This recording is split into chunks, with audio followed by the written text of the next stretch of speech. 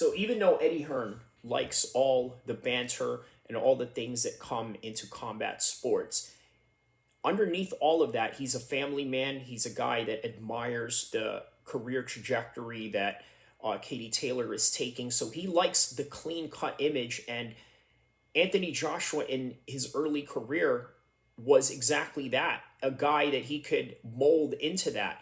The problem is that's not who AJ was. That's not where AJ came from.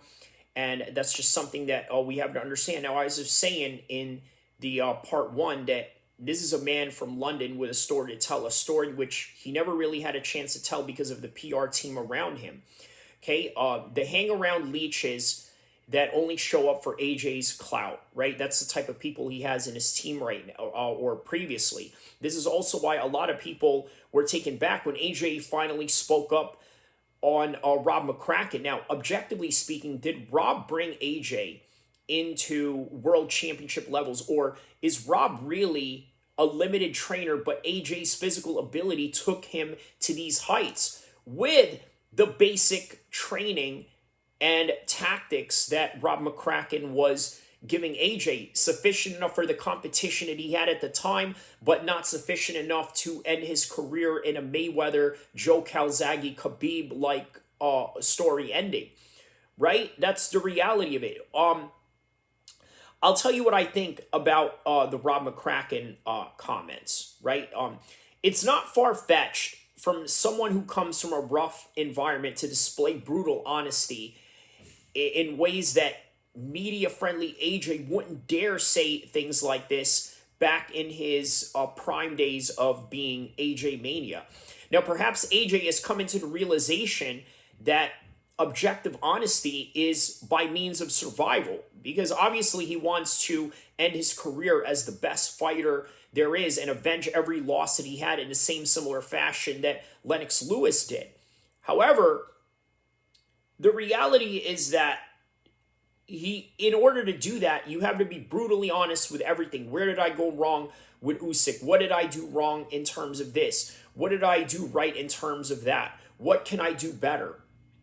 This is where AJ is at in that particular moment of time. Now, perhaps AJ is coming to the realization that, yeah, objective honesty is a means of survival, especially if you want to fight at the highest level. So now it's no secret that people who come from tough backgrounds don't always have the most pleasant parents growing up, right? Many of these are environmental factors that are sometimes you really can't blame people for, right? This is the circumstances that they're at, so this is how they're going to react to things, and that's just how it's going to be. Many of these environmental factors that we sometimes can't blame people for. So you see these parents in the council estates, the projects, or whatever government housing you live in, Western countries, or whatever you call it, they always talk down to their children in very aggressive, abusive terms, right? Sometimes why? Because by means of survival to get the kid in the right track. Perhaps this is the same honesty AJ displayed when he complained about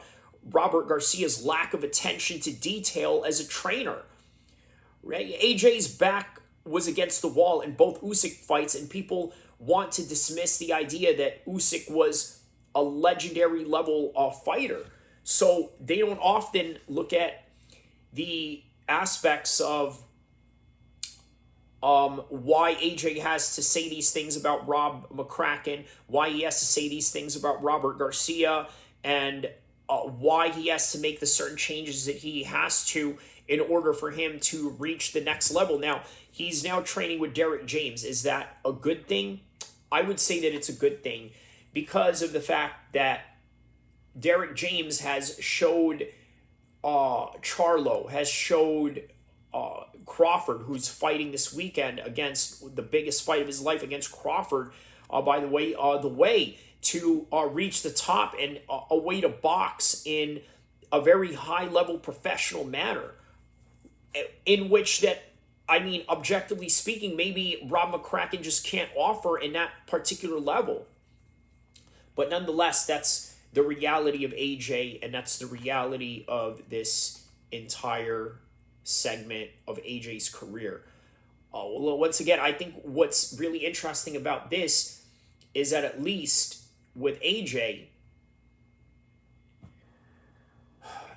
he can be himself now. Whether that was for the best or whether that's for the worse, he can be himself. And sometimes being yourself is really what helps you perform at the highest level.